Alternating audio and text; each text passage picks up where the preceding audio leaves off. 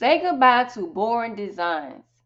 In this video, I'll show you a super fun and easy trick to create cartoon animation using Canva. It's perfect for your YouTube videos, social media pages, or fun projects. Now let's get started. Okay guys, so once you log into your Canva account, you're going to go to the bottom, create a blank video. Once that is opened up, we're going to go to elements on the left side and we're going to type in speed lines blue overlay. We're going to click under videos and I'm going to scroll down till I find the one that I like. So I'm going to choose this one right here, guys. I'm going to reduce the size of this below. I am going to expand the overlay.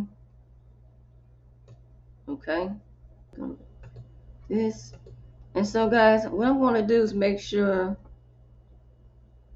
that my lines are going from left to right, okay? So I'm going to have to keep playing around with it. So turn it some more. Okay, so that's how I want it right there. And just bring it all the way out. Okay. The next thing we want to do, guys, go to elements. And I'm going to type on girl in plain. Okay, I'm going to click on graphics. So I'm going to choose this little girl here. I'm going to flip her around horizontal. And I'm going to make sure she is centered.